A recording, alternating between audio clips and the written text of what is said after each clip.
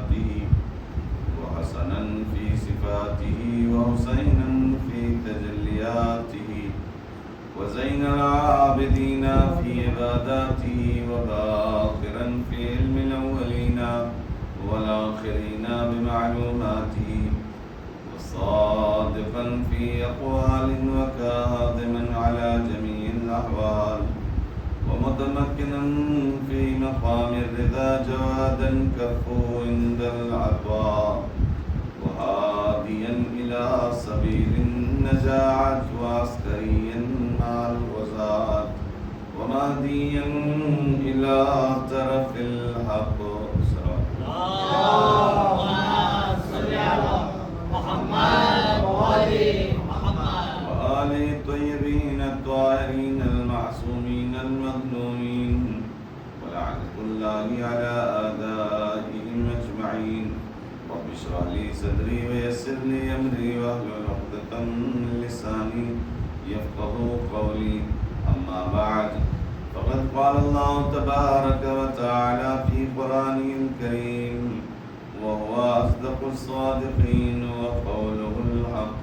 بسم الله الرحمن الرحيم.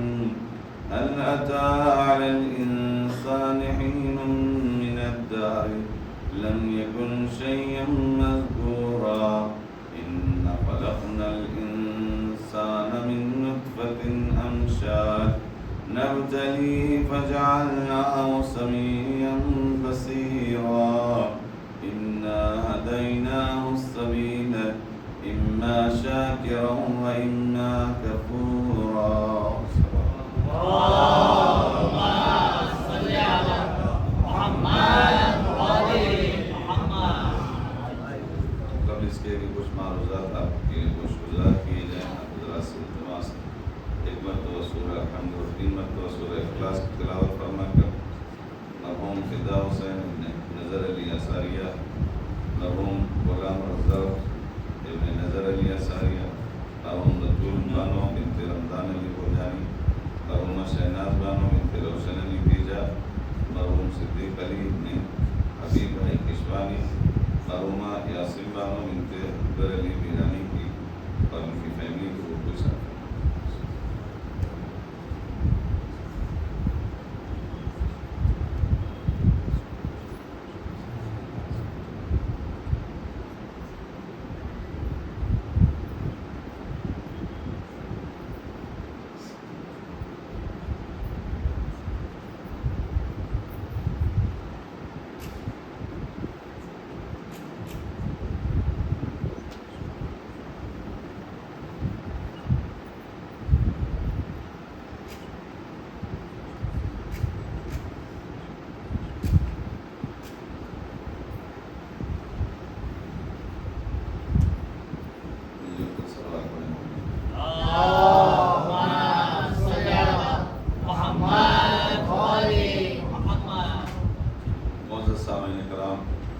مسلسل عیسائی کریمہ کی عبادت کا شرف حاصل کیا جا رہا ہے.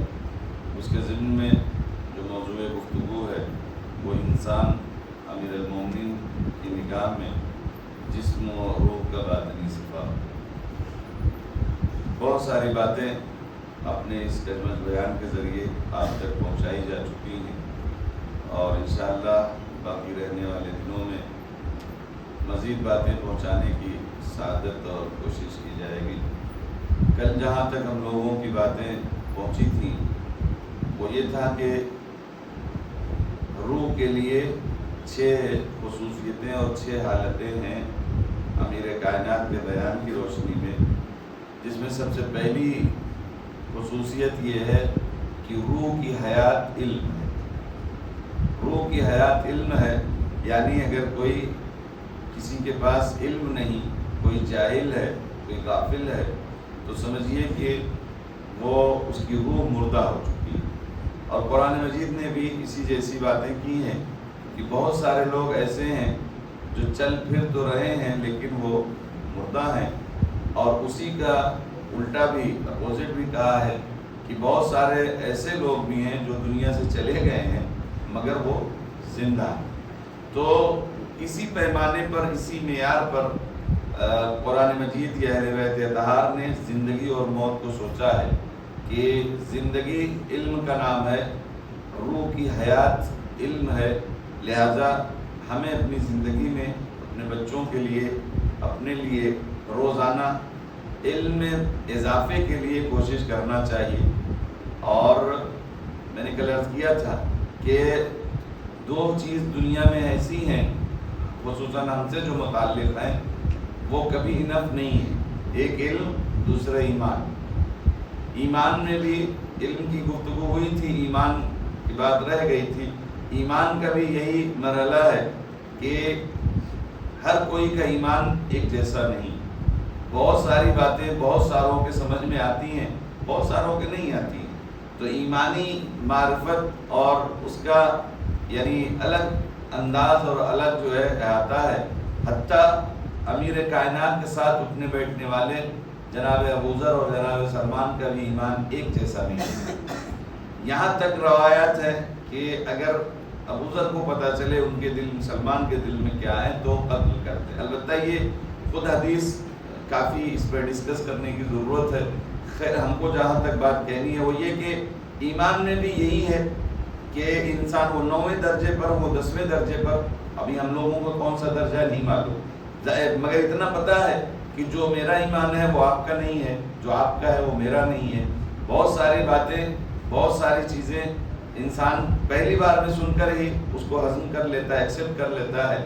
بہت ساری باتیں چونکہ ایمان کی کمزوری ہے، ہماری معرفت وہاں تک نہیں ہے تو ہم نہیں سمجھ پاتے کیسے یہ ہوگا۔ لیکن جب اس کو ہم اپنی زندگی میں مختلف مراحل طے کر کے وہاں تک پہنچتے ہیں تو آسانی سے وہ بات ہضم ہو جاتی ہے۔ ایک بات میں کہہ کے اپنی بات آگے بڑھاؤں، جیسے یہ تھا کہ امیر المومنین ایک جگہ پہ نہیں 40 جگہ پہ تھے، ہے نا، 40 جگہ پہ۔ یہ کیسے ہو سکتا ہے کہ ایک آدمی 40 جگہ پر؟ بھئی 40 جگہ پر یہ جو ہم لوگ بات کر رہے ہیں اس حساب سے بھی، اس پس منظر میں بھی جسم کی بات نہیں ہے، ممکن ہے روح، تو روح تو کتنی جگہ جا سکتی ہے اس سے۔ یہ ایک بات۔ دوسری بات کہ امیر المومنین یا دیگر جو کہا کہ میں وہ نقطہ ہوں جو باقی نیچے، یعنی جو کچھ قرآن میں ہے وہ سورہ یاسین میں ہے، جو سورہ یاسین میں ہے وہ سورہ حمد میں ہے، جو سورہ حمد میں ہے وہ بسم اللہ الرحمن الرحیم میں ہے، جو بسم اللہ الرحمن الرحیم میں ہے وہ بے میں ہے، اور جو بے میں ہے وہ بے کے نقطے میں، اور وہ نقطہ میں ہوں۔ یہ کیسے ہو سکتا ہے؟ یہ کیسے ہو سکتا ہے کہ پوری اتنی بڑی کتاب؟ لیکن ابھی جب یہ موبائل وغیرہ آگے اس کے اندر جو میموری کارڈ چپ لگتی ہے کتنی بڑی ہے، کتنی کتابیں ہیں، تو اب تھوڑی سی بات آسان لگی کہ اچھا ایسے ہو سکتا ہے۔ تو کہنے کا مطلب یہ ہے کہ ایمانی مراحل اور ایمانی درجات اور لیبل وہ بڑھتے اور گھٹتے یا کم اور زیادہ آدمی کی معرفت اور اس کے علم کے حساب سے، نہ وہ کہیں جا کر انف ہے اور نہ علم کہیں جا کر کافی ہے کہ بس بھائی اب نہیں کر سکتے۔ کل جو بات ہوئی تھی وہ یہاں پہنچی تھی کہ پیغمبر کی ماموریت کیا، ان کی ڈیوٹی کیا تھی۔ پیغمبر جو کچھ ہم کو ملا ہے پیغمبر کے ذریعے ملا ہے، پیغمبر کی ڈیوٹی میں ایک بات یہی تھی نا۔ اگر پیغمبر کی ڈیوٹی یہ تھی تو کیا پیغمبر کی ڈیوٹی یعنی پیغمبر کے جانے کے بعد اب اس کام کی ضرورت نہیں ہے؟ سب نے یہ کہا تھا آپ میں سے کہ نہیں ہے، اور قرآن بھی یہی کہتا ہے، کیونکہ تب بھی جاہل پیدا ہو رہے تھے، ابھی بھی جاہل پیدا ہو رہے ہیں۔ ایسا نہیں ہے کہ اس زمانے میں پڑھے لکھے پیدا ہو رہے ہیں، ابھی بھی وہی کیفیت ہے۔ تو جیسے تب ضرورت تھی ویسے آج بھی ضرورت ہے۔ جب ضرورت ہے ہم لوگوں کو علم اور تربیت اور تعلیم کی، اور پیغمبر کا یہی کام تھا، سورہ جمعہ اس کی گواہ ہے کہ پیغمبر نے یہی کیا، تو اب سوال یہ اگلا ہے کہ پیغمبر کے بعد یہ کون کام کرے؟ پیغمبر کے بعد یہ والا کام کون کرے جو پیغمبر کرتے تھے؟ کل کا جو لمحہ فکریہ تھا، ایک سوال تھا کامن کہ بھائی ہم کو کسی سے بحث نہیں ہے کہ کسی ایک آدمی کو ہم کہیں کہ آپ کریے، ہم کو یہ ہے کہ ہم کو وہ کام چاہیے، اور اس کام کو دیکھتے ہوئے جس میں صلاحیت ہے اسی کو لایا جا سکتا ہے۔ صحیح ہے؟ یہاں تک تو بات کل کی تھی۔ اب یہ سوال یہ ہے کہ وہ رسول اللہ نے بتا کے دنیا کو، امت کو کہہ کے گئے تھے یہ بھی میں نے کچھ حد تک عرض کر دیا تھا.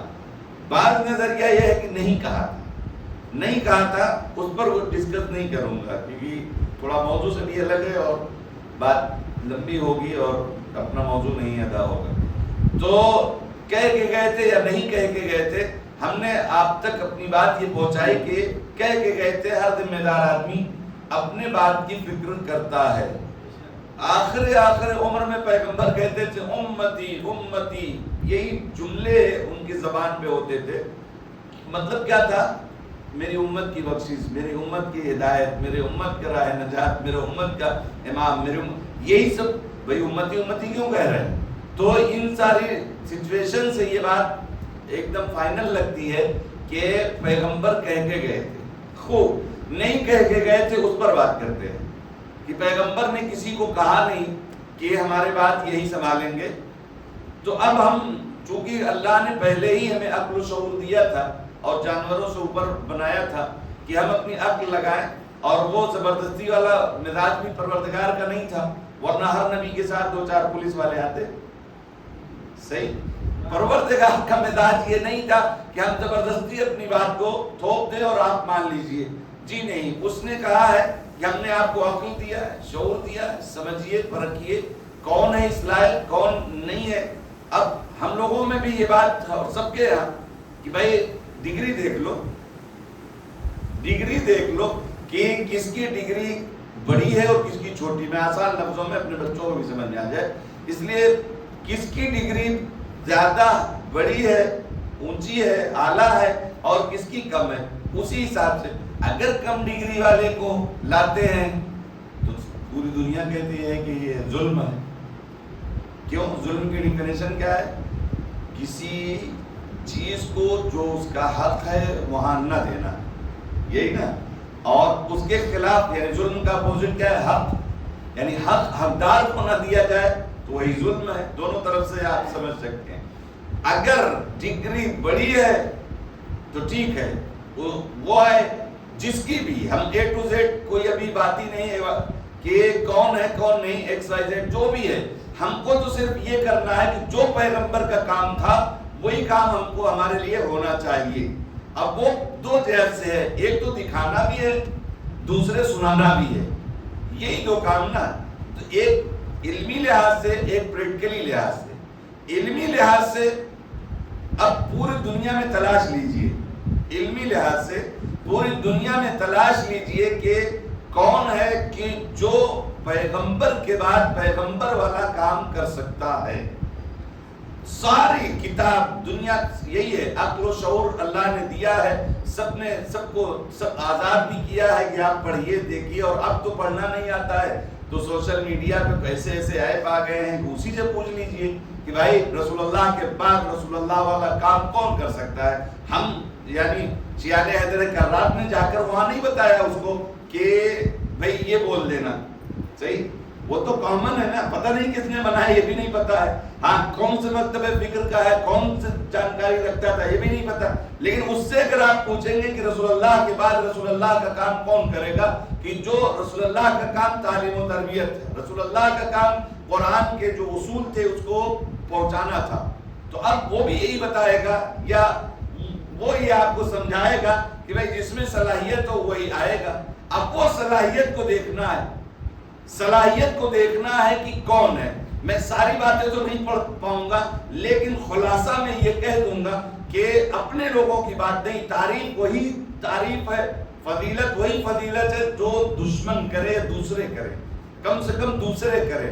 میں اپنے مولا کی تعریف کروں یہ تو میرے ضمیر میں ہے, لیکن اگر دوسرا کرے تو وہ تعریف قابل تعریف ہے. امام ابن احمد حنبل انہوں نے ایک حدیث ارشاد فرمائی اپنی کتاب میں کہ من ارادہ ان ينظر الى آدم فی علمہ, جو چاہتا ہے کہ آدم کو ان کے علم میں دیکھے, جو چاہتا ہے آدم کو ان کے علم میں دیکھے, نوح کو و نوح فی نوبت ہی, یعنی جو نوحہ جناب نوح کا یہی ہے نا کہ نوحہ کرنے کی وجہ سے ان کا نہیں, ورنہ عبد الغفار ان کا نام تھا, اس میں دیکھنا چاہے, جو جناب عیسیٰ کو ان کے ذوق میں دیکھنا چاہے, جو جناب موسیٰ کو ان کی ہیبت میں دیکھنا چاہے, وہ کہاں دیکھے؟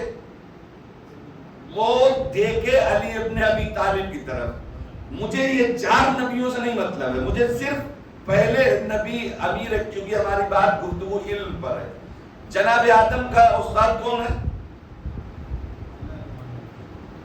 وَعَلَّمَ آدَمَ الْأَسْمَاءَ وَعَلَّمَ آدَمَ الْأَسْمَاءَ، کس نے علمہ؟ خدا۔ آدم علیہ السلام کا علم ہلکا نہیں تھا، ٹیچر استاد کے حساب سے شاگردوں اور اسٹوڈنٹ کے علم کو پرکھا جاتا ہے کہ یہ کس سے پڑھا ہے۔ آپ بھی میری بات کی تائید کریں گے، آدم علیہ السلام کو ہم جیسے یا کسی اور نے نہیں پڑھایا تھا، اللہ نے پڑھایا تھا۔ وہ والا علم اگر دیکھنا ہے تو کس کو دیکھو؟ کس نے کہا ہے؟ جی امام ابن احمد حنبل نے کہا ہے کہ ان کے علم کا معیار یہ ہے کہ آدم علیہ السلام کا علم جس کو خدا نے پڑھایا تھا، وہ والا علم اگر آپ کو تلاش کرنا ہے، ڈھونڈنا ہے، پانا ہے تو آپ امیر المومنین کے در پہ جائیے۔ ایک صلوات پڑھتے محمد والے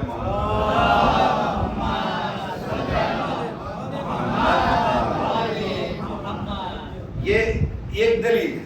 دوسری دلیل کہ وہ سارے مجمع کو خطاب کر کے کہتے ہیں کہ جو کچھ مجھ سے پوچھنا ہے پوچھ لو۔ بھئی یہی تو انسان کو چاہیے، سلونی سلونی قبل ان تفقدونی، یہ جملہ تاریخ آدم و تاریخ انسانیت میں نہ پہلے کسی نے کہا تھا اور نہ ان کے بعد۔ حق ادا نہیں کر سکتا اگر کوئی یہ دعویٰ کر دے، کوئی چیلنج کر دے، اس لیے کہ بہت سوالات ہیں اور ایسے ایسے الٹے پلٹے سوال جو کچھ بھی ہے، بہت سارے لوگ چیک کرنے آئے، بہت سارے لوگ پھنسانے آئے، بہت سارے لوگ بہت سارے ریزن سے پوچھنے آئے، مگر جس نے دعویٰ کیا ہے سلونی سلونی، اس نے اس کا جواب دیا ہے۔ آیت اللہ وحید خراسانی کہتے ہیں کہ تاریخ آدمیت میں، تاریخ انسانیت میں نہ ان سے پہلے، یا دوسرے لفظوں میں کہتے ہیں کہ تاریخ عالم و آدم میں فاطمہ بنت اسد کے علاوہ ایسا بچہ اور ایسا بیٹا نہ کسی عورت نے پیدا کیا تھا نہ پیدا کرے۔ تو اب یہ علمی لحاظ سے یہ بات ہو گئی، عملی لحاظ سے، عملی لحاظ سے پریکٹیکل کی دنیا میں جو رسول اللہ کرتے تھے، وہ ایک حدیث خود رسول اللہ کی ہے کہ علی انت بمنزلت فصیل الناقہ، اونٹ آپ نے دیکھا ہے؟ اونٹنی، ان کے بچے کو دیکھا ہے جو دودھ پیتا بچہ چھوٹا اس کا ہوتا ہے، اس کو ان دونوں کو ساتھ چلتے دیکھا ہے؟ فصیل الناقہ یہی ہے کہ اونٹنی کا بچہ۔ رسول اللہ نے تشبیہ دی ہے کہ علی تم میرے نسبت یا تمہاری منزلت مجھ سے ویسے ہی ہے جیسے فصیل ناقہ بھی ہے۔ مطلب کیا ہے؟ اگر آپ نے نہیں دیکھا ہو تو دیکھیے گا، کبھی تجربہ ہو جائے گا، اور نہیں تو میں بتاتا ہوں کہ بالکل دوسرے جانور، دوسری مخلوقات وہ اپنے ماں سے جدا جدا چلتے ہیں، لیکن یہ فصیل ناقہ جو ہے، یعنی وہ اونٹنی کا بچہ وہیں پیر رکھتا ہے جہاں اس کی ماں، بلکہ اس کی گردن اس کے پشت کی طرف ایک دم جڑی ہوئی ہوتی ہے۔ رسول اللہ سے اتنا قریب کون ہے؟ رسول اللہ سے اتنا قریب، یہ ایک دلیل۔ دوسری دلیل یہ ہے کہ جب کچھ باغیوں نے کہ جن کو دعوت اسلام دی گئی کہ بھائی آئیے ورنہ آپ کا ٹیکس لگے گا، تو ان لوگوں نے کہا کہ نہیں، ہم نہیں دیں گے۔ دلائل دیے گئے، ان کے ساتھ برہان اور حجتیں کی گئیں، اس کے بعد بھی وہ اڑے رہے۔ تو ان سے کہا گیا کہ تم اپنے عورتوں کو لاؤ، ہم اپنے عورتوں کو، تم اپنے بیٹوں کو، ہم اپنے بیٹوں کو، اور آ کر یہاں دیکھیں گے کہ کون حق پر ہے، اور پھر جو جھوٹا نکلے گا اس کے اوپر لعنتیں ہوں گی۔ یہ ہے، سنتے ہیں آپ، وہاں امیر کائنات کیا بن کے گئے تھے؟ نفس پیغمبر۔ نفس کا مطلب یہ ہے جو ایک جیسا ہو، عربی میں کہتے ہیں نفس الشیء، یعنی ایک جیسی چیز۔ اگر دو چیزیں ایک جیسی ہوں تو اس کو کہتے ہیں نفس الشیء، یعنی ایک ہی جیسی دونوں ہے۔ جو جان پیغمبر ہے وہ نہیں حق رکھتا ہے کہ رسول اللہ کے بعد وہ کام کرے۔ یہ دو باتیں، اور بھی دلائل ہمیں ان سے ہٹتے ہوئے، یہ دو باتیں ہمارے لیے یہ واضح کرتی ہیں کہ رسول اللہ کے بعد یا اور آگے کہیں عملی میدان میں یہ انسان عمل میں کیا چاہیے؟ انصاف کرنا، جس کا جو حق ہے وہ پہنچایا جائے، جس کا جو حق ہے اس تک پہنچ جائے، کوئی بھوکا نہ رہے، کوئی پیاسا نہ رہے. یہی ساری تو عملی کیا ہے، رسول اللہ یہی کرتے تھے اور یہی کرنا ہے.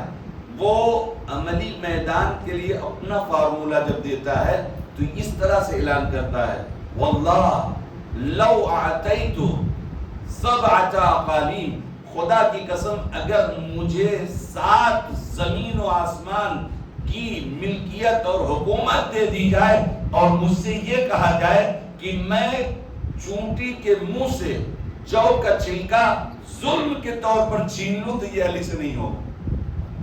کیا یہ اتنا بڑا، اتنا محتاط اگر کوئی کردار ہے رسول اللہ کے بعد؟ اب ان کے مقابل میں رسول اللہ امیر کائنات کے علاوہ اگلے جو لوگ ہیں رسول اللہ کے بعد کیا ہوا؟ جو رسول اللہ کا دیا ہوا ہدیہ ہے، جو رسول اللہ کا دی ہوئی امانت تھی اسے بھی لے لیا. اس کا مطلب کیا ہے؟ اس کا مطلب یہ ہے کہ حلال و حرام میں بالکل کوئی امتیاز نہیں ہے، نہ خیال ہے. ایک انسان یہ کہہ رہا ہے کہ مجھے 7 زمین و آسمان کی اگر حکومت دے دی جائے اور یہ کہا جائے کہ میں چونٹی کے منہ سے جو کا چھلکا چھین لوں تو یہ مجھ علی سے نہیں ہوگا. دوسری طرف ایسے افراد ہیں کہ جنہوں نے رسول اللہ کی دی ہوئی امانت کو بھی ان کی بیٹی سے لیا. ابھی یہ عقل کیا کہتی ہے کہ کس کے پیچھے جانا ہے؟ یہ خود اس بات کی، اسی لیے خداوند اعلیٰ نے مجھے کچھ نہیں پرابلم ہے کہ جو بھی انسان جس کو بھی مانے، لیکن اپنے اس عقل کے مطابق کہ ایک طرف یہ کردار ہے، دوسری طرف یہ کردار ہے کہ جس کو حلال و حرام میں، یا خود آدمی جب خود اعتراف کرے بھائی آپ نماز پڑھا دیں، میں نہیں پڑھا پاؤں گا، تب بھی آپ زبردستی اسی کہہ رہے ہیں آپ پڑھائیے. اعتراف عقل عقلاء کا اعتراف ان کے اوپر علی انفسہم، اقرار العقلاء علی انفسہم جائز. ایک کلیہ ہے، قانون ہے، اصول ہے کہ عاقل اگر اقرار کر لے اپنے اوپر کسی بات کا تو وہ جائز ہے، اس کو حق ہے. بہت سارے لوگ تب تک ان کا جرم ثابت نہیں ہوتا جب تک اقرار نہ کر لیں، ولو زبردستی ہے جیسے بھی. اگر کوئی اقرار کر لے کہ یہ کام مجھ سے نہیں ہو سکتا تب تو اس کو یعنی نہیں اس کرسی پہ بٹھانا چاہیے. بارہا، ایک نہیں بارہا کہا گیا اگر یہ نہ ہوتے میں ایسا دن نہ دیکھوں جس دن علی ابن ابی طالب نہ ہو، اس سے پہلے مجھے موت آ جائے. کیا مطلب ہے اس کا؟ اس کا مطلب یہ ہے کہ انسان اعتراف کر رہا ہے کہ مجھ سے بہتر یہ ہے، ان کو یہ، اور یہ ہلکی بات نہیں ہے، بہت مرتبہ تو اعتراض بھی کیا. یہ کہاں سے کہہ رہے ہیں؟ مولا نے آیت پڑھی، اس آیت کو پڑھو. جیسے وہ لڑکی اور لڑکے والی ماں کے بارے میں جو اختلاف ہوا، وہ کہتی تھی کہ لڑکا میرا ہے، وہ کہتی تھی میرا لڑکا. وہ نہ لڑکی لینے پر نہ وہ تیار نہ وہ. مولا نے فیصلہ کیسے کیا؟ مولا نے کہا کہ ان کا شیر لاؤ، دودھ لاؤ اور اس کو وزن کرو. جس کا وزنی ہے اس کا لڑکا ہے اور جس کا ہلکا ہے اس کی لڑکی ہے. اب یہ کیسے امیر المومنین کیسے آپ نے فیصلہ کیا؟ کہا قرآن پڑھو. کہہ دینا آسان ہے کہ حسبنا کتاب اللہ، پریکٹیکلی اور عملی میدان میں اس کو کر کے دکھانا یہ آسان نہیں ہے. لہذا مولا نے کہا وَلِلذَّكَرِ، قرآن کہتا ہے وَلِلذَّكَرِ مَثَلُ الْحَظِّ الْأُنثَيَيْنِ، کہ اور جو ذکر ہیں، جو مذکر ہیں، جو لڑکے ہیں، جو میل ہیں، ان کا 2 برابر حق بنتا ہے فیمیل کی نسبت سے، لڑکیوں کی نسبت سے لڑکوں کا. مولا نے اصول بتایا، خاموشی اور سناٹا ہو گیا. پھر وہی کہا کہ اگر یہ نہ ہوتے تو ہم ہلاک ہو جاتے. عزیزان گرامی، عقل اللہ نے اسی لیے دی ہے کہ رسول اللہ کے بعد ہم کو تلاشنا ہے کہ رسول اللہ والا کام کون کر سکتا ہے. اس کی ہسٹری نکال لو. آج کی ڈیٹ میں تو کم سے کم ہم چھوٹے سے پروجیکٹ میں اگر کسی کو لاتے ہیں تو پہلے اس کا بایو ڈاٹا چیک کرتے ہیں، کتنا پڑھا، کون سی ڈگری، کیا کیا ایکسپیرینس، کہاں کہاں گیا. اگر وہ دیکھ لیا جائے تو رسول اللہ کے بچپنے سے لے کر، بچپنا اس معنی میں کہ جب سے اعلان نبوت کیا ہے، جب سے سرکاری طور پر، علنی طور پر یہ بیڑا اپنے اوپر اٹھایا تھا کہ اللہ کا پیغام ہم بندوں تک پہنچائیں گے، تب سے لے کر رسول اللہ کی حیات تک، حتیٰ دفن و کفن تک وہ جو ذات رہا، اس کا وہ ایکسپیرینس خود اس بات کی دلیل ہے کہ رسول اللہ کے بعد وہی زیادہ حقدار ہے۔ صلوات پڑھ محمد و آل محمد۔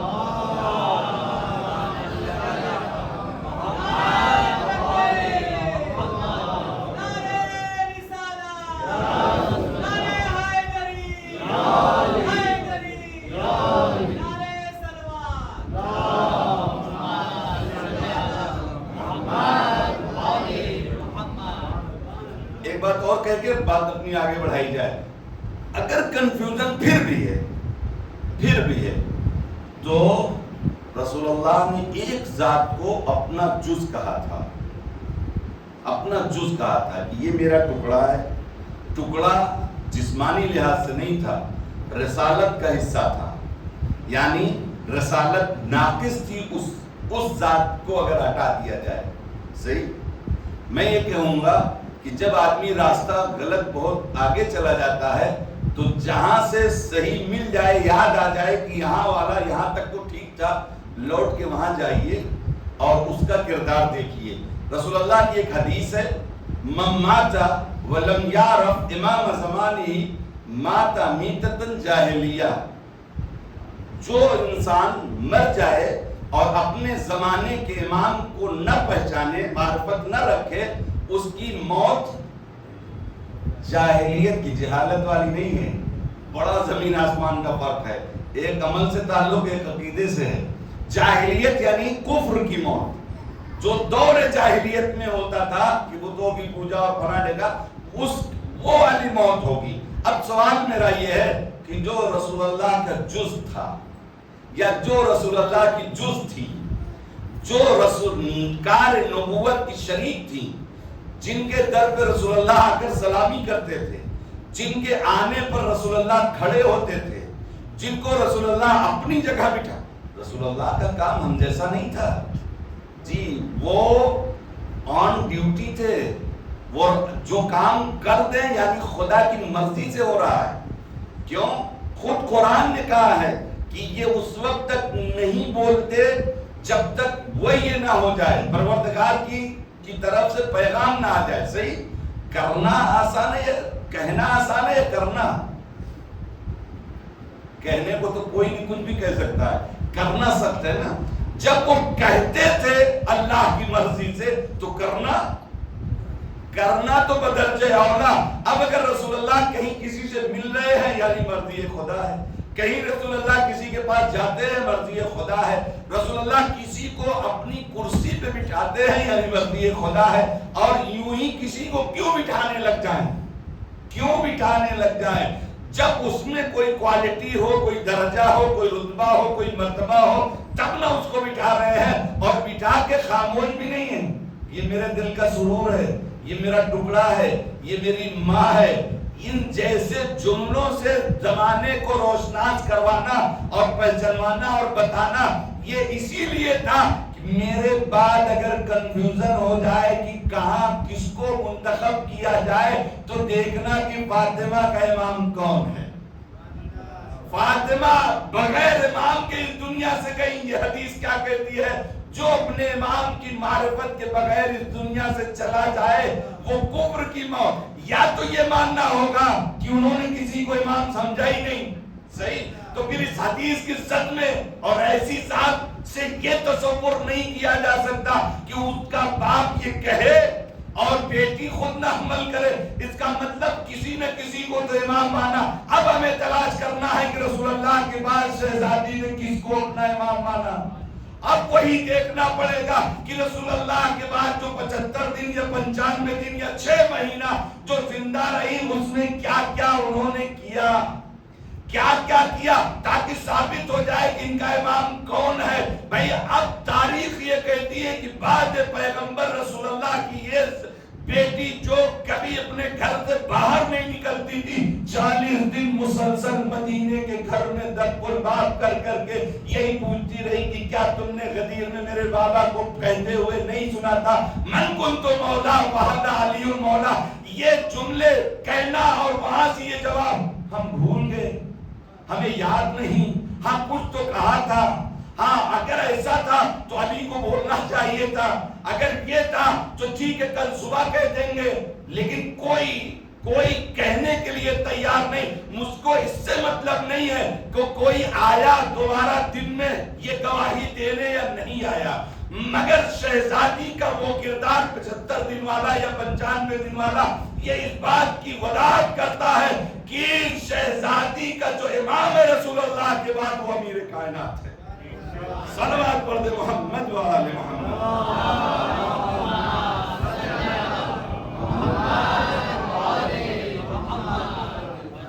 और यही बकी में जब आप गिरिया करती थी, इसलिए कि शहजादी के गिरिये की एक वजह ये भी थी, एक था फौकदन नबी, दूसरा था दुल्मल वसी। एक तो रसूलुल्लाह का फौकदान जुदाई, दूसरा रीजन ये था कि जो उनके वसी पर जुल्म हुआ। जुल्म का मतलब मैं कह चुका हूं कि उनका हक उनको नहीं मिला। एक साहबी आया कहा बीबी, मगर ये थोड़ा सा अटपटा नहीं लगता, आपके बाबा ने क्लियर कर दिया होता तो बात हल हो जाती। शहजादी ने कहा कि कैसी बातें करते हो, 1.25 लाख हाजियों के दरमियान मेरे बाबा ने ये जुमले इरशाद फरमाए थे, मन कुन्तु मौला फहादा अलीउल मौला, अभी भी कुछ क्लियर करने का था। तो फिर अली को बोलना चाहिए था। अगर शहजादी ना होती तो ये हदीस तो किसी को देखने को ना मिलती कि शहजादी ने अब क्या जवाब दिया है। शहजादी ने कहा कि अली या इमाम, दोनों तरह की लफ्जें कहीं कहीं अलग अलग रवायतों में है, मफहूम तकरीबन वही है। अली मिस्लुल काबा या इमाम मिस्ल काबा है, काबा तक लोग जाते हैं, काबा उठ के नहीं आता है। अली नहीं आए कहने तो इसमें कोई प्रॉब्लम नहीं, आपको जाना था अली तक कि आप रसूलुल्लाह के बाद रसूलुल्लाह का काम करने के लिए आप मामूर हुए। सलवात पढ़ दे मोहम्मद व आले मोहम्मद।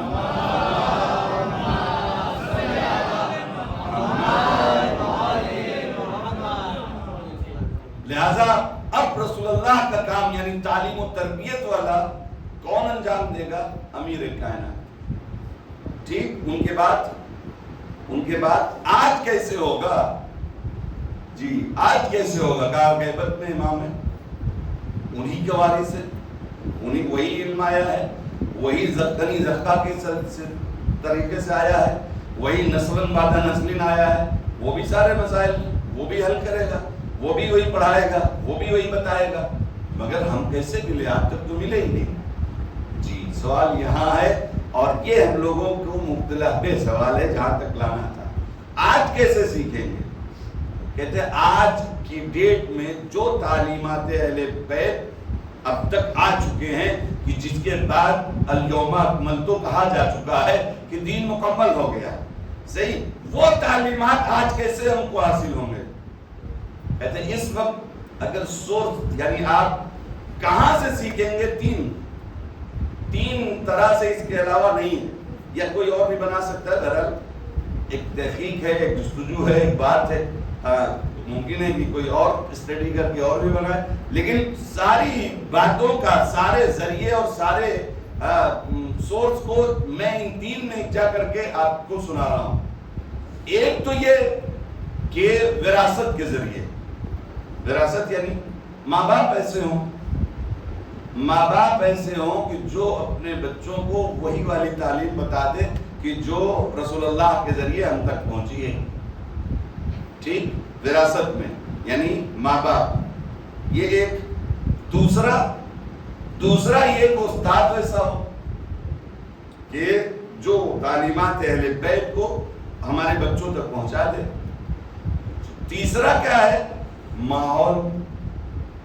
माहौल। ये आज का लेटेस्ट, यानी हर इंसान को इस पर गौर करने की जरूरत है कि हम सीखेंगे कहां से। हमारे पास नॉलेज अहले बैत की तालीमात का कहां से आएगा? इस्लामी तालीमात का नॉलेज कैसे होगा? اپنے ماں باپ جس کو کہتے ہیں وراثت، یا استاد، یا ماحول. کہیں کہیں تینوں ہے، کہیں کہیں تینوں نہیں ہے، کہیں کہیں ایک آدھ ہے دو نہیں ہے، کہیں دو ہے تیسرا نہیں ہے. بہرحال یہ ہر مجمع اور ہر سماج اور ہر شہر اور ہر گھر میں خود انسان کو اپنا دیکھنا پڑے گا کہ ہمارے ہاں کون سا ہے بھی کہ نہیں ہے. اور یہ دیکھ لیں چمتکار نہیں ہونے والا ہے کہ آدمی سوچے کہ میں سوچ لوں تو عالم بن جاؤں گا. یہ سب ہونے والا نہیں ہے. میں نے پرسوں شاید عرض کیا تھا کہ وہ کسبی اور وہبی تو ہو سکتا ہے، لیکن وہی رابطہ نہیں ہے تو وہ تو ہونے والا نہیں. اب ہم کو حاصل ہی کرنا پڑے گا. وہ کیسے حاصل ہوگا؟ ماں باپ بیچارے مؤذن کی اذان ہوتی ہے تو سوتے رہتے ہیں. وہی لڑکا جب جوان ہو جاتا ہے تو کہتے ہیں کہ وہ میری بات ہی نہیں مانتا مولانا. میں نے کہا کہ بھائی وہ تو فطرت اسلام پر پیدا ہوا تھا، ہاں اس کو آپ ہی نے خراب کیا ہے. آپ اللہ سے بڑے نہیں ہیں. جب اللہ کے نام پر آپ نے اسے اٹھایا نہیں تو اب آپ کے نام پر نہیں اٹھتا تو اس میں تعجب کی بات نہیں ہے. اگر اللہ کے نام پر اٹھایا ہوتا تو اسی اللہ نے کہا تھا وہ بالوالدین احسانا ولا تقل لهما اف. اگر وہ اللہ کے نام پر اٹھ گیا ہوتا تو اتنا تمیز اس میں آ گئی ہوتی کہ جو قرآن نے کہا ہے وہ حکم ہے، وہ آرڈر ہے، اس کو ماننا چاہیے. لیکن وہ سوتا رہا، آپ بھی سوتے رہے. اس نے تو یہی دیکھا. تو ماں باپ جو وراثت پہ ہمیں ملنے والا ہے، ہمارا اسلام کہاں سے کہتا ہے تربیت کرنے کو؟ کہاں سے کہتا ہے؟ جب، اور یہ وہی ہے امیر کائنات نے کیا کہا؟ اے عقیل بھائی، ایک ایسا خاندان تلاش کرو کہ جس سے ایک بہادر بچہ پیدا ہو. مطلب کیا؟ اس سے شادی سے پہلے بچوں کی تربیت اور لائف پر فوکس کرتا ہے ہمارا دین. اور ہم پیدا ہو جانے کے بعد بھی نہیں سوچتے. یہ ہم کتنے پیچھے ہیں یہ ہم خود سمجھ سکتے ہیں. تو ماں باپ اس حیثیت سے، اور اس کا یعنی تربیت کا، آپ اگر ہمارے یہاں دو لفظیں بولی جاتی ہیں، ایک کہتے ہیں جنگل اور ایک کہتے ہیں گارڈن. کیا فرق ہے دونوں میں؟ وہاں بھی درخت ہے، وہاں بھی درخت ہے. صحیح؟ وہاں والے درخت کو لائک کرتے ہیں، وہاں والے جنگل. کوئی گیا جنگل؟ نہیں جاتا بھائی. کیوں؟ بھاتا نہیں، اچھا نہیں لگتا. بہت یعنی روح کو خوشگوار نہیں لگتا ان درختوں کو دیکھنے پر. لیکن گارڈن والا کیا فرق ہے دونوں میں؟ اچھا، تربیت کون سی کرنی چاہیے، کیسی کرنی چاہیے؟ شیخ بطاری کہتے ہیں کہ تربیت میں ایک بار لکڑی اور بڑھئی والا ہے کہ بھئی وہ بڑھئی اپنے حساب سے لکڑی کو کاٹتا ہے، چھلتا ہے، اور چھوٹی کرتے کرتے کرتے اس کے حساب کا اپنے جب بن جاتا ہے وہ ایسی تربیت کرنا ہے کہ اپنے حساب سے لڑکے کاٹتے جائیں. کاٹنے کا مطلب کیا ہے؟ کم کرنا. شیخ بطاری کہتے ہیں نہیں، ایسی بڑھئی والا تربیت نہیں کہ اپنے موافق بنا لینا ہے. جتنی لکڑیاں، کیونکہ اس میں کاٹنا بہت ہے.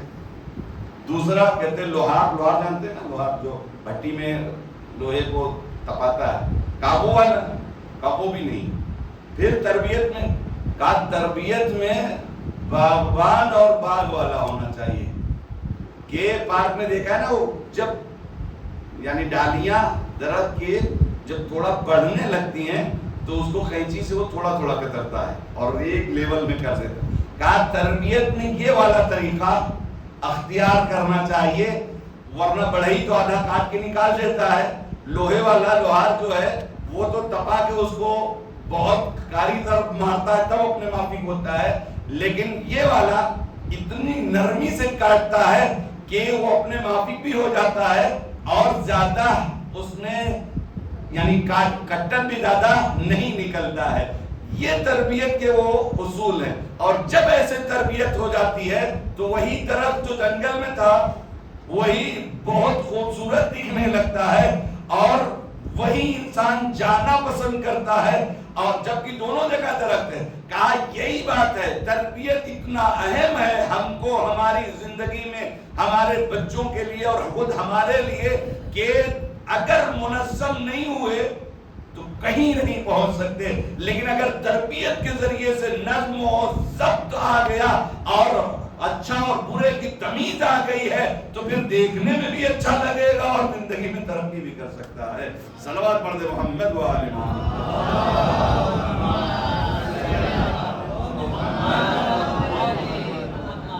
لہذا اس کی اہمیت کو سمجھنا چاہیے. اور سب سے اہم اس میں اہل بیت اطہار کا اور پھر کربلا والوں کا کردار. کیسی تربیت اور کیسا ادب سکھایا ہے. ادب معمولاً حکم شریعت نہیں ہوتا. علماء بیٹھے ہیں، شریعت واجب حرام جو 5 احکام ہیں ان سے اوپر ادب ہوتا ہے.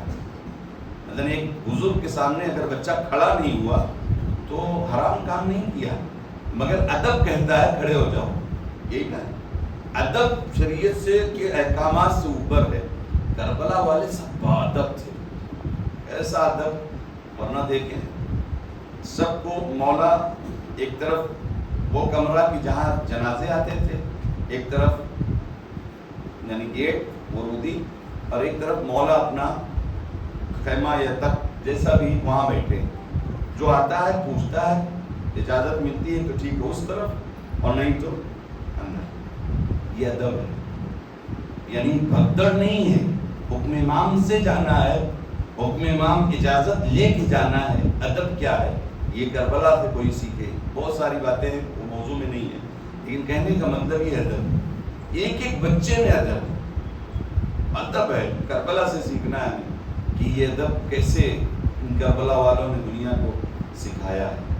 کہ کوئی بھی کسی کے حق اور رتبے کو کسی نے کہا تم کیا لڑو گے، میں جاتا ہوں. یہ ادب ہے. ایک دوسرے کا احترام جب تک ہیں تب تک ہیں، اور اپنے بعد والے کے لیے کچھ نہ کچھ پیغام دے کے جاتے ہیں امام کے نسبت سے کہ خیال رکھنا. انہی میں یعنی یہ تو اصحاب کی بات ہے. اور گھر والے جی بنی ہاشم کا کیا کیسے میں نے کل عرض کیا تھا کہ اللہ نے امام حسین کا وہ رتبہ رکھا ناز برداری کی کہ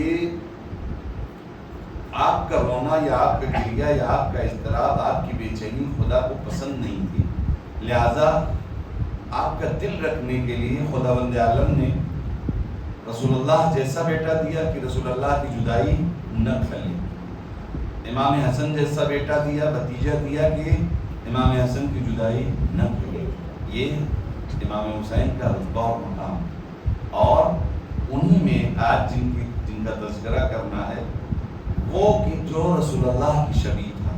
میں نے آسانی سے کہا کوفے اور شام کی 2 فوجیں تھیں یزیدی لشکر میں. 2 فوجیں 2 جگہ پہ. کوفے والے جب آئے امام جناب علی اکبر کے سامنے لڑنے کے لیے تو واپس ہو گئے. کیوں؟ انہوں نے رسول اللہ کو دیکھا تھا. رسول اللہ کو دیکھا تھا جو صورت میں، سیرت میں، کردار میں، رفتار میں، گفتار میں رسول اللہ جیسا ہو. پھر ان سے یعنی یہ ان کی طرفداری نہیں ہے، لیکن رسول اللہ کو انہوں نے دیکھا تھا اور بہو رسول اللہ جو دکھ رہا تھا اس کے سامنے تیر اندازی اور تیر بارانی کرنے سے واپس گئے. پھر شام کے فوجی آئے جو امیر شام نے تیار کیے تھے، وہ ملعون آئے. کہنے کا مطلب یہ ہے کہ اتنا رسول اللہ سے مشابہت رکھتے تھے کہ دشمن بھی آیا ہے لڑنے، وہ بھی دیکھ رہا ہے کہ کیا کس قدر رسول اللہ سے شباہت ہے. آتے ہیں بابا اجازت چاہیے. کہتے ہیں امام حسین علیہ السلام نے جیسے انہوں نے کہا اجازت ویسے ہی کہا اچھا جاؤ گے بیٹا جاؤ، لیکن 1-2 حاجتیں ہیں، 1-2 باتیں ہیں. دیکھو پہلی بات تو یہ ہے کہ تھوڑا آہستہ جانا، اور جب تک سامنا رہے مڑ مڑ کر دیکھتے جانا. ایک بات یہ، دوسرے یہ دیکھو تمہاری پھوپھیاں آئے، میں نے یہ خیمے میں تمہیں کس نظر سے دیکھ رہی ہیں، جاؤ ان سے بھی الوداع کہہ دو. اب جب کہتے ہیں سارے مجمع میں جب گئے ہیں جناب علی اکبر، سب نے حلقہ بنایا ہے اور اب جانا چاہتے ہیں. आवाज माले मिंबर लिखते हैं कि आके खैमे का पर्दा उठता था और गिरता था, बीवियां दामन पकड़ लेती थी। खैर जनाब अली अकबर जब जाते हैं, अब बाबा से तो इजाजत मिल चुकी है, जाते हैं, लेकिन पीछे पीछे बूढ़ा बाप पीछे पीछे बहुत कलक है, इसको आसान नहीं है। एक माँ बाप के लिए सबसे अहम चीज और खुशी का सामान क्या है कि अल्लाह उसे बेटा दे दे और वो बेटा उन्हीं के हाथों पर वहां चढ़े और जवान हो जाए।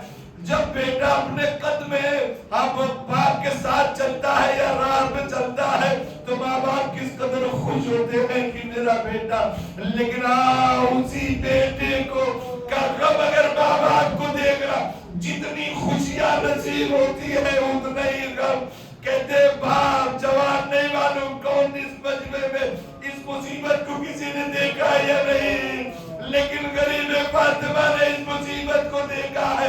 रवायत कहती है अली अकबर के जाने के बाद मौला हुसैन शहीद हो गए, बूढ़े हो गए। अली अकबर की जुदाई में हाँ इमाम थे लेकिन बाप भी थे। कहते इजाजत देने के बाद ऐसा लगता था कि मौला की कोई कीमती शय चली गई है और हाथों को मल के कहते थे परवरदिगार हाँ तू गवाह रहना, तू गवाह रहना, मैं उसे भेज रहा हूँ हाँ जो खलकन व खुलकन व मंतकन तेरे रसूल जैसा है। जनाब अली अकबर गए मक्तल में हाँ जंग करते जा रहे हैं, जंग करते मौला, मैंने कहा मौला खैमे के दर पे बैठकर सारा माजरा देखते थे सारे, और जब हाँ कोई शहीद गिरता था तो मौला सराहने पहुंचते थे। मौला सारा मंजर देख रहे हैं कि इतने में ये शोर उठा नामी ग्रामी पहलवान आया है। मौला ने कहा फिदा उम्मे लैला से को दुआ करे, इसलिए कि उनके बेटे के मुकाबिल में बड़ा नामी पहलवान आया है। आप मुसल्ले पे बैठी उम्मे लैला हम दस्ते दुआ बार गाए में मदद की, आई यूसुफ को याकूब से मिलाने वाले मेरे यूसुफ को भी पलटा दे। कहते दुआ मुस्तजाब हुई, अली अकबर कामयाब होकर पलटे हैं। अब यहाँ थोड़ा सा वक्त आपका लूंगा। अली अकबर जब वापस आए हैं तो क्या कहा है, या बता अला तशकद कतलनी, है बाबा ये प्यास मारे डाल रही है, बाबा प्यास मारे डाल रही है, अगर जरा सा पानी मिल जाए मैं आपसे सवाल करूंगा। ए अजीजों अब तक तो जानते हैं ना खैमे में पानी नहीं था, फिर अली अकबर ने क्यों क्या पानी पीने के लिए आए थे? बाद मिंबर से सुना है, मैंने पढ़ा नहीं है, लेकिन हालत और अहवाल ये बताती है कि बात माकूल लगती है। वो क्या अली अकबर ने देखा था अपने बाप की जुदाई और उसके अहमियत को। आप पानी तो बहाना था, अली अकबर खैरियत लेने आए थे ताकि चलूं देखो बाबा किस हाल में है। और अब बाबा ने कहा ए बेटा अपनी जुबान को मेरे दहन में, जैसे ही दहन में जुबान दी फौरन कह ली बाबा की जुबान में तो मुझसे भी ज्यादा काटे हैं, अंगुष्ठरी दी जाओ बेला, हाँ जाओ नाना और दादा तुम्हें सैराब करेंगे। अली अकबर वापस गए। हम जाने के बाद अली अकबर ने फिर जंग, लेकिन कहाँ तक लड़ते हाँ इतने दिनों की प्यास थी और इतनी शिद्दत की कि अगर इनसे लड़ा भी न जाता तब भी इनकी मौत तो बराबर थी। लेकिन लड़ते लड़ते एक मरतबा जब बंसी की अनी लगी कलेजे में आसीन से जमीन पर और ऐसा सलाम किया है जनाब अली अकबर ने तो दूसरे शहदा से अलग ये नहीं कहा मेरा आखिरी सलाम, बल्कि ये कहते अलैका मिन्नी सलाम। उलमा कहते अली अकबर जवाबी सलाम इसलिए कर रहे थे कि मेरे बाबा की हालत ठीक नहीं है, मेरे बाबा को जवाब देने की भी जहमत ना हो। इधर जब ये इस तरह से किया हुआ मजलूम करबला ने सुनी, एक मरतबा मसीहा बढ़ा या बुनैया अला दुनिया बाद कलमा, ए मेरे बेटे तुम्हारे बाप नजरों के सामने अंधेरा اور یہ صرف کہا نہیں، مولا گرتے تھے، اٹھتے تھے، گرتے تھے، اور ایک آواز، اے نالی، اے نالی، نہیں معلوم کس علی کو بلا رہے تھے، ارے نجف والے علی کو، یا علی اکبر کو، خیر سرارے پہنچتے ہی اپنے آپ کو علی اکبر کے اوپر جنازے پہ گرایا اور رخسارے پہ رخسار رکھ دیا. یا کنڈیشن مقتل یہ کہتا ہے ایسا لگتا تھا دشمن تماشا دیکھ رہے تھے کہ اب لگتا ہے حسین کیوں نکل جائے گی. اس کیفیت کو نہیں معلوم کیسے جناب زینب نے محسوس کیا اور خیمے سے باہر آئی اور آگے کہتی ہے یا اخی و ابن اخی، اے میرے بھیا، اے میرے بھیا، اے میرے بھیا. تو لگتا ہے تمہاری روح نکل جائے. اب مولا کی توجہ زینب کے اوپر آپ بندگی اے پیر، ابھی حسین زندہ ہے، خیمے میں جاؤ، خیمے میں. حضور محمد اللہ رونے کے دن ہے، بہت کم دن بچے ہیں، آج جتنا ہو سکے گریا کر لو. آج کے عزا لینے کے لیے شہزادی آتی ہے، رونے کے دن ہے. اب مولا کے سامنے جوان کا جنازہ ہے. کہتے ہیں بعض علماء بیان کرتے علی اکبر کے سینے پر ہاتھ تھا. مولا نے کہا یہ علی اکبر سینے پر ہاتھ کیسا، بابا بچی کی علی. مولا نے آستین الٹی نجف کا رخ کیا، بابا در خیبر اکھاڑا، آسان جوان بیٹے کے کلیجے سے برچی یاری مدد کہہ کے اب برچی کی علی کا نکالنا تھا. علی اکبر کی روح برباد کر گئی. اب جوان کا جنازہ ہے. اب تک تو مولا سارے جنازے، لیکن کہا کہ روایت کے اعتبار سے حسین پورے ہو چکے تھے، نظروں سے کچھ دکھائی نہیں. بنی ہاشم کے بچوں کو آواز دی، اے بنی ہاشم کے بچوں آؤ، جوان کا لاشا ہے، بوڑھا با لے کر خیمے تک چلے. ام لیلا آؤ تمہاری قربان.